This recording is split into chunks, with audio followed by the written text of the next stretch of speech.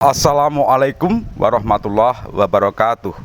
Salam budaya, salam rahayu, salam waras. Sedulurku sekalian, selamat bertemu kembali dengan saya Kang Jenggo di channel YouTube Tenggarnesia ini.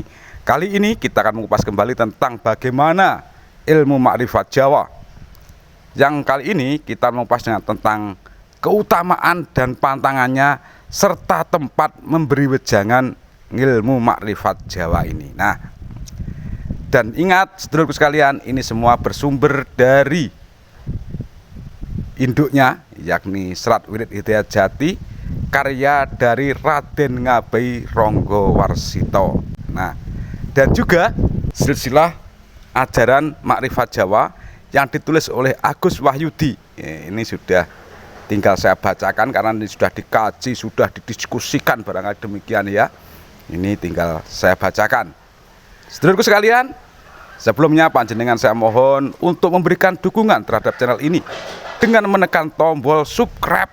Tombol subscribe itu yang itu loh ya, dan bunyikan loncengnya sehingga Anda tidak ketinggalan dengan video-video yang baru kami unggah. Nah, dan juga panjenengan berikan like, tanda jempol itu ditekan yang menghadap ke atas ya. Dan juga bagi kalau ini Anda anggap bermanfaat, silahkan bagikan atau share gitu. Share gitu loh pokoknya. Oke, monggo.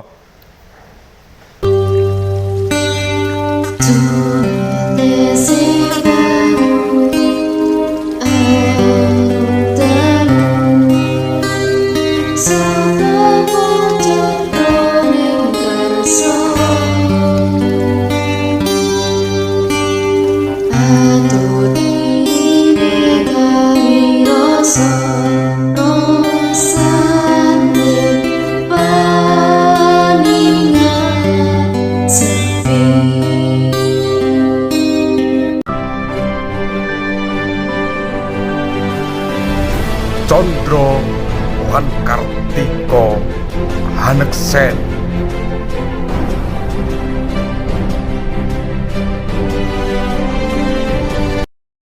Sedulurku yang berbahagia, dalam pengajaran ilmu makrifat, orang yang diberi wejangan itu diberi penjelasan bahwa dalam mempraktekkan 9 piranti yang terdapat dalam tubuh harus satu persatu hingga benar-benar paham. Semua yang disebutkan dalam wirid-wirid itu merupakan petunjuk dalam menggali ilmu makrifat. Lalu orang yang memberikan wejangan membaca doa istighfar dan doa pengabulan di dalam hati agar ilmu yang disampaikan bisa bermanfaat, serta memohon ampun kepada Zat yang menguasai kehidupan supaya tidak mendapatkan bencana atau bala dalam menjelaskan rahasia Zat Tuhan tersebut. Sedangkan yang diberi wejangan disuruh berjanji. Ini adalah sebuah pantangan ya, karena sudah janji itu sebuah pantangan, bahwa selama gurunya masih hidup tidak dapat atau tidak boleh sembarangan mengajarkan ilmu itu kepada orang lain. Jika ada yang hendak belajar wirid makrifat ini, dipersilahkan belajar kepada gurunya. Namun, jika terpaksa melakukannya, misalnya ketika ada orang yang sakit parah padahal ia belum memiliki ilmu ini, maka ia boleh mengajarkannya dengan berbisik dan pelan-pelan. Apabila orang yang diberi wejangan masih belum puas atau masih kurang jelas pemahamannya dan hendak berguru kepada yang lain, maka hal itu diperbolehkan, asalkan meminta izin terlebih dahulu kepada guru yang telah mengajarinya. Setelah itu guru dan murid bersalaman. Lebih baik lagi jika orang yang diberi wejangan mau sungkem atau mencium tangan kepada sang guru yang telah memberikan wejangan agar ilmu yang diperoleh mendapatkan berkah dari Gusti Allah.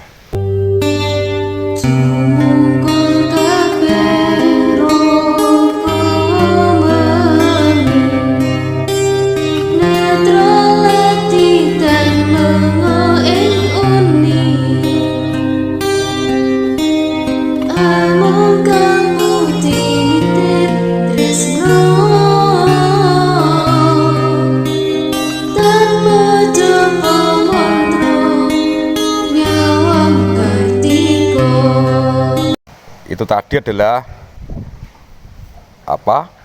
keutamaan dan pantangannya. Sekarang kita akan mengupas soal tempat memberi wejangan. Pemberian wejangan boleh dilakukan kapan saja, asalkan tidak dalam kondisi tergesa-gesa atau sedang diburu pekerjaan. Adapun tempat yang baik untuk memberikan wejangan adalah tempat yang suci dan bermakna baik agar berakhir baik pula. Jadi tempatnya itu adalah tempat yang suci ya, yang suci dan tempat yang baik. Karena apa? Yang diharapkan adalah akhirnya nanti menjadi baik.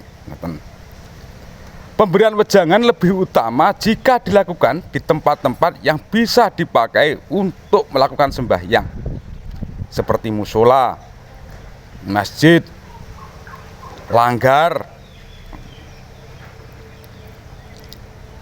Selain itu, sangat penting bila menyampaikan wejangan di tempat sunyi.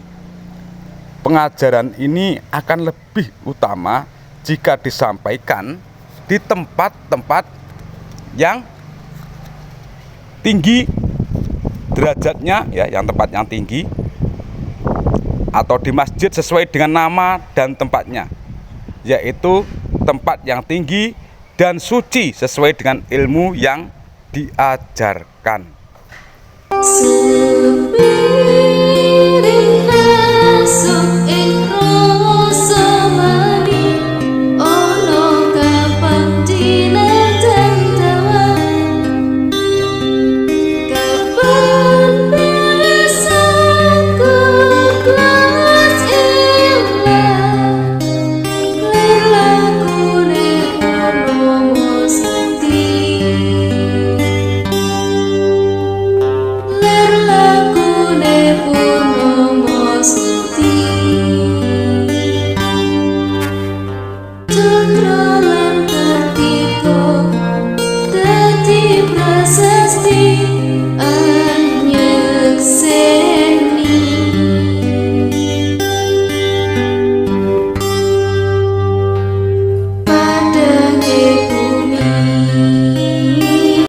Sedulurku sekalian, demikian dulu apa yang bisa saya sampaikan terkait dengan keutamaan dan pantangan serta tempat pemberian wejangan ilmu makrifat Jawa. Semoga ini semua bermanfaat, terutama bagi saya pribadi dan juga bagi panjenengan. Dan saya ingatkan kembali sedulur, bila panjenengan merasakan ini ada manfaatnya, mohon dibagikan atau di-share kepada sanak famili serta kerabat panjenengan. Bila ada kurang dan lebih, tentunya banyak kurangnya, maka untuk jangkepi kekurangan saya mohonkan komentar dari panjenengan. Triring ungkapan ono rino, ono upo, ono awan, ono pangan. Salam budaya, salam rahayu, salam waras. Wassalamualaikum warahmatullahi wabarakatuh.